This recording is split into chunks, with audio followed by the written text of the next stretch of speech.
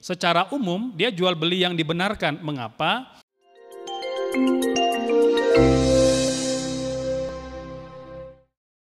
A'udzubillahi minasyaitonirrajim. Bismillahirrahmanirrahim. Alhamdulillahirabbil alamin wa kafa. Wassalatu wassalamu ala nabiyil mustafa. Asyhadu an la ilaha illallah wahdahu la syarikalah wa asyhadu anna Muhammadan abduhu wa rasuluhu la nabiyya ba'dah. Allahumma salli wa sallim wa an'im wa akrim ala hadzal nabiyil karim Muhammadin sallallahu alaihi wasallam wa ala alihi wa sahbihi ajmain. Hadirin, hadirat kaum muslimin muslimat yang dirahmati Allah, assalamualaikum warahmatullahi wabarakatuh. Alhamdulillah kita mengucap syukur kepada Allah Subhanahu wa taala pada hari ini diberikan kesempatan untuk bertemu kembali dalam majelis ilmu. Kita berharap semoga Allah berkenan melimpahkan rahmat dan berkah kepada kita semua. Amin ya rabbal alamin. Tak lupa salawat serta salam selalu terlimpah dan tercurah kepada teladan kita, kekasih kita Nabi besar Muhammad sallallahu alaihi wasallam, kepada keluarganya, para sahabatnya, zuriatnya dan umatnya yang selalu berusaha mengamalkan sunnah-sunnah beliau sallallahu alaihi wasallam. Hadirin hadirat muslimin muslimat yang dirahmati Allah, hari ini kita akan menguraikan tema dalam fikih muamalah yang kita beri judul hukum jual beli followers, ya, hukum jual beli followers. Ini menjadi salah satu tema kontemporer, ya, karena berkaitan dengan kehidupan kita di sosial media, ya. Indonesia ini termasuk pengguna internet tertinggi, ya. Kalau kita baca laporan sebuah aplikasi sosial media, itu mengatakan jumlah pengguna internet di Indonesia itu sudah mencapai 175 juta jiwa. Artinya sudah mencapai angka 60% lebih dari total seluruh warga penduduk Indonesia gitu. Ya, tentunya fenomena ini mendatangkan hal yang positif dan boleh jadi negatif gitu ya. Oleh sebab itu kita perlu senantiasa menjadikan aktivitas sosial media berselancar di internet itu sebagai bagian dari kita beribadah, menebar manfaat dan kebaikan di sosial media. Kalau kita lihat secara umum, ya, jual beli followers itu adalah menjual jasa, gitu ya, menjual jasa kepada para pengguna internet, ya, jasa internet, baik itu untuk keperluan ekonomi atau keperluan politik atau keperluan budaya atau keperluan ilmu, ya. Jadi menjual jasa kepada pembeli berupa menyediakan akun atau followers, ya, sehingga meningkatkan kualitas dan bergaining sebuah institusi atau sebuah akun gitu ya. Apakah nanti untuk keperluan pribadi, lembaga atau keperluan pemerintah gitu ya. Karena pemerintah juga itu menggunakan sosial media dalam mensosialisasi beberapa kebijakan atau peraturan-peraturan pemerintah gitu ya. Jadi kita lihat jual beli followers ini secara umum dia jual beli yang dibenarkan. Mengapa? Karena memenuhi semua rukun dan syaratnya ya. Jadi ada pembelinya, ada penjualnya, ada jasa atau barang yang disediakan, dan ada deskripsi harga atau jasa yang ditawarkan gitu ya. Maka ketika terpenuhi semua rukun dan syarat, kita bisa mengatakan jual beli followers pada dasarnya jual beli yang halal, jual beli yang mubah gitu ya.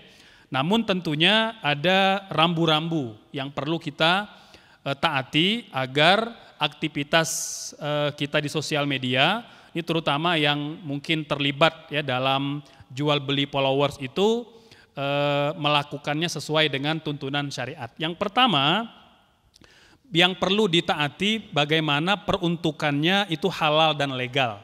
Ya, peruntukannya halal dan legal. Artinya ketika kita membeli akun atau membeli followers itu halal dan legal. Artinya halal kita gunakan untuk sesuatu yang bermanfaat, sesuatu yang dibenarkan dalam syariat, apakah itu untuk keperluan meningkatkan jualan produk kita gitu ya, sehingga banyak testimoni yang bisa dikeluarkan. Begitu pula kemudian ketika dia mendatangkan kemaslahatan dan kemanfaatan gitu ya. Yang kedua, terkait dengan poin yang pertama ini adalah dia legal, tidak melawan hukum, tidak melanggar undang-undang ya, sehingga tidak boleh misalnya dijadikan sebagai sarana menjual narkoba ya, menjual sesuatu yang melawan hukum dan lain sebagainya gitu ya. Nah, termasuk juga tidak boleh dalam rangka merekayasa atau memanipulasi ya. Jadi seolah-olah produk kita laris, banyak pembeli padahal nggak ada gitu ya. Nah, jadi kita rekayasa, kita manipulasi. Maka kalau ada unsur manipulasinya, rekayasanya, maka itu diharamkan karena Rasul dalam hadis yang sahih riwayat Imam Al-Bukhari, naha Rasulullah sallallahu alaihi wasallam an bai'in najash. Nabi itu melarang jual beli yang mengandung najash.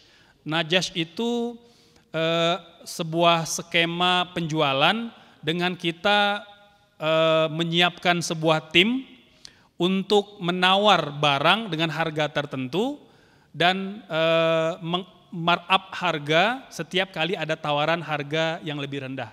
Jadi kalau lelang itu ya pura-pura ada orang yang mau beli dengan harga yang lebih tinggi. Itu najash, itu nggak boleh. Ya, nah, jadi bikin testimoni palsu, ya, abal-abal, pokoknya terkesan memang laris banget, berkualitas banget, padahal itu bohong semua. Nah, ini nggak boleh, gitu ya. Termasuk ketika kita membeli followers itu dalam rangka menyebar dusta, menyebar kebohongan dan hoax, nggak boleh, ya. Nah, jadi menjadi apa ya, buzzer-buzzer tertentu, gitu ya, untuk apa namanya mendiskreditkan, ya, produk lawan atau kompetitornya gitu ya. Kalau pada musim pilkada maka boleh jadi nanti digunakan sebagai black campaign gitu ya, itu nggak boleh. Ya, tidak boleh kalau ada unsur melanggar syariat dan ada unsur melanggar hukum gitu ya. Begitu pula yang tidak kalah penting pada poin yang pertama ini, dia tidak boleh juga menyebarkan data-data palsu gitu ya. Nah, sehingga boleh jadi menimbulkan kegoncangan di masyarakat gitu ya. Seperti mana kan panduan dalam Al-Qur'an, idza ja'akum fasikun binaba'in fatabayyanu. Kalau ada berita yang sampai kepada kita kan harus di cross check kebenarannya. Tapi kan kadangkala tidak semua orang itu mau cross check ya. Pokoknya dapat share, dapat kemudian sebarkan sehingga ada jariah dosa bersama gitu ya. Ini yang kita perlu hindari. Yang kedua, setelah kita memastikan peruntukannya halal dan legal, adalah memastikan bahwa proses mendapatkan followers itu dilakukan dengan cara yang halal dan sesuai pula dengan undang-undang. Ya, dengan cara yang halal artinya tidak boleh menggunakan akun palsu atau menjual akun palsu, nggak ada akunnya misalnya itu nggak boleh. Ya, jadi akunnya tidak wujud gitu ya. Jadi akun-akun siluman gitu ya, akun-akun yang abal-abal yang memang tujuannya ditargetkan untuk melakukan sesuatu yang buruk gitu ya. Jadi kalau kita ingin mendapat keberkahan dari jual beli kita, maka lakukanlah dengan baik ya, dengan seluruh sarana penunjang termasuk sosial media ini, followers ini kita dapatkan dengan cara yang benar gitu ya. Kan ada yang memang menjual follower komunitas gitu ya, yang punya mereka di dunia maya punya 1.000 orang atau 100.000 orang dan memang ada pemiliknya, baik itu personal ataupun lembaga, maka mereka bekerja sama untuk menjual akun mereka agar bisa dikomersilkan, itu boleh ya. Nah, misalnya komunitas pemuda, komunitas bikers, komunitas goes, itu boleh mereka menjual akun anggota mereka itu dengan cara yang benar gitu ya, tentunya dengan tujuan yang benar pula. Yang tidak kalah penting adalah ketika akun itu dijual sudah mendapat izin dari pemilik akunnya. Jadi jangan sampai kita terlibat perampokan akun kita di dirampok gitu ya, atau apa istilahnya itu, dibajak atau dihack gitu ya, kemudian dikomersilkan, nggak boleh ya. Jadi kalau kita ingin menjual akun yang sudah mendapat izin dari pemilik akunnya ya. Ini sesuai dengan prinsip dalam Al-Qur'an ya yang kita jelaskan di awal tadi, kata Allah, ya ayyuhalladzina amanu la ta'kulu amwalakum bainakum bil batil. Wahai orang-orang yang beriman, jangan sampai kalian memakan harta sesama kalian secara batil, illa antakuna tijaratan antarodin, kecuali melalui jual beli yang saling meridhoi. Jadi kalau kita menjual akun, menjual followers, harus mendapat izin dari yang bersangkutan gitu ya. Kemudian Nabi juga berpesan kepada kita ya, pentingnya jangan sampai kita menjual akun tanpa izin atau menjual fake account gitu ya, akun abal-abal ini. Itu hadisnya sahih ya, dalam riwayat Tirmidzi, kata Rasul, la tabi' ma laisa indak. Jangan menjual sesuatu yang memang tidak wujud, yang tidak engkau miliki gitu ya. Nah, jadi kalau memang tidak ada abal-abal, palsu, siluman, ya nggak boleh dijual gitu ya. Berbeda halnya kalau reseller. Nah, kan reseller ini kan barangnya ada meskipun bukan miliknya. Nah, itu berbeda. Kalau kontak ini kan kontaknya memang tidak ada, tapi diiklankan dia menjual follower atau menjual jasa followers gitu. Yang ketiga, ya, kaum muslimin, muslimat yang dirahmati Allah, ya, yang tidak kalah penting, rambu-rambu dalam jual beli followers ini adalah jika transaksinya menjual jasa, ya, berupa follower tadi, maka harus jelas, ya, kuantitasnya, kualitasnya, dan harus ketahuan, ya, harus didefinitifkan kapan itu akan diserah terimakan, gitu ya. Kan ketika bayar atau belum dibayar, kapan ini mau diserah terimakan, ijab kabulnya, harganya, barangnya. Jangan sampai nanti uang sudah dibayar, tapi follower nggak dikirim-kirim gitu misalnya, gitu ya. Atau mungkin sebaliknya, gitu ya. Follower sudah dikirim, uangnya nggak dibayar. Nah, ya, jadi ini dilarang. Jual beli yang mengandung ketidakjelasan itu jual beli gharar yang diharamkan, ya. Seperti mana hadis yang sahih kata Rasul, naha Rasulullah sallallahu alaihi wasallam an bai'il gharar. Nabi melarang jual beli yang mengandung unsur gharar, ketidakjelasan. Pada aspek apapun, pada aspek penjualnya, pada aspek pembelinya, atau pada aspek barang dan harganya harus jelas, definitif, deskriptif, gitu. Tahu ya berapa jumlah followersnya, berapa harganya, kapan akan dikirimkan, itu harus jelas, ya. Harus jelas sehingga tidak melanggar ketentuan-ketentuan dalam syariat, gitu ya. Saya rasa itu untuk penjelasan seputar jual beli followers, ya. Saya berharap ada feedback, respon dari kaum muslimin muslimat sekalian agar kita mendapat gambaran yang lebih utuh tentang kedudukan hukum jual beli followers ini. Silakan saya serahkan kepada hadirin yang mau bertanya, kami persilakan.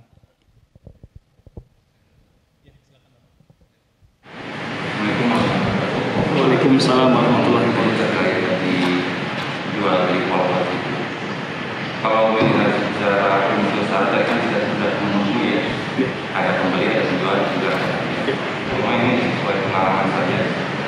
Pernah beli followers gitu. Dari sekian ribu saya beli followers itu setengahnya unfollow. Nah, berarti ada indikasi di sini ada yang sesuatu yang dirugikan lah ya. Dari sekian banyak, ternyata yang tidak interest dengan konten yang akun saya itu yang saya yang beli follower, tapi setengahnya gitu. Nah, gimana ketika itu ada sesuatu yang berbeda. Nah, sedangkan terkait dengan izin tidak mungkin kan ya yang menjual followers meminta izin ke semua akun-akun yang akan dijualnya gitu kan. Nah, ini sama halnya kayak seperti perampokan gitu ya. Saya juga sering tiba-tiba ini saya kawan follow-nya, tiba-tiba ada ngomong ini, ada ngomong ini. Nah, itu kan saya sebagai pelaku sosial media merasa dirugikan ketika tidak ada sesuatu pemberitahuan terlebih dahulu, tiba-tiba saya dikaitkan dengan ya, baik. Ya. Baik, ya ini bagus banget ya, jadi aplikatif dengan realitas kehidupan kita, ya. Ketika kita beli followers ya 1 juta misalnya gitu ya, tiba-tiba separuhnya unfollow, hilang di tengah jalan. Jadi pertama tadi kita uraikan bahwa secara umum berdasarkan prinsip-prinsip jual beli akadnya dibenarkan, akadnya halal ya, tentunya tadi dengan 3 rambu-rambu tadi ya, tujuannya, objek followersnya, kemudian cara mendapatkannya, serta deskripsinya harus jelas gitu ya. Nah, kemudian bagaimana kalau terjadi ketidaksesuaian antara akad dengan faktanya, contoh tadi ya unfollow gitu ya. Pertama di awal antara penjual dan pembeli itu harus mengetahui barang yang akan mereka beli atau barang yang akan mereka jual beserta dengan dinamika yang terjadi gitu ya. Oleh sebab itu dalam agama kita menyarankan kita menetapkan klausul syarat-syaratnya ya. Jadi kan ada kan misalnya syarat dan ketentuan berlaku. Itu harus ada agar apa? Ini terutama kalau ada beberapa jual beli yang memiliki aspek yang sangat dinamis, sangat sangat fluktuatif. Terlebih kalau jual beli followers tadi gitu ya. Jadi pertama ketika di awal sudah disepakati ini real account, not fake account gitu ya. Kalau ada jaminan seperti itu dan tidak bakal ada unfollow, memang dijamin oleh penjual, maka ketika terjadi ketidaksesuaian kita boleh menuntut. Itu hak kita, ya. Kan tadi kata Nabi al-bai'ani bil khiyar. Penjual pembeli itu bisa menetapkan pilihan mereka akan melanjutkan atau membatalkan kalau sekiranya ternyata konteks ataupun jual beli yang terjadi tidak sesuai dengan kesepakatan di awal. Boleh meminta ganti rugi atau meminta untuk diperbaiki gitu ya. Tapi kalau misalnya disepakati di awal, Pak, ini kita memang menjual followers yang sangat variatif dari pelbagai pulau, pelbagai provinsi, dan ada pasang surutnya. Tapi dijelaskan di awal, misalnya dari 10.000 yang Bapak beli, insya Allah mungkin boleh jadi nanti akan ada yang berkurang sekitar 30%. Jadi idealnya dijelaskan di awal, agar apa? Agar tidak ada gharar tadi. Agar tidak ada kerugian yang ditanggung oleh salah satu pihak antara penjual atau pembeli gitu. Idealnya begitu ya. Jadi harus ada klausul-klausul perjanjian. Kalau misalnya tidak ada perjanjian sama sekali gitu ya, maka apa yang berlaku secara uruf ya. Dalam kaidah fikih dikatakan al-ma'rufu urfan kal masyruti syaratan. Kalau dalam jual beli tidak ditetapkan syarat di awal, maka yang terjadi syaratnya berlaku umum. Kalau beli jual follower sudah pasti akan ada turun naik. Jadi idealnya nanti ini pengalaman, kalau kita mau beli followers, itu harus jelas ada nggak jaminan dari penjual soal realitas akunnya, apakah palsu atau betul gitu ya, sehingga tidak terjadi unfollow yang bisa merugikan gitu. Kalau misalnya dia tidak mensyaratkan, maka kembali ke hukum asal karena follower itu turun naik, ya dia tidak bisa menuntut ganti rugi. Mengapa? Karena kaidahnya dikembalikan kepada kaidah asal.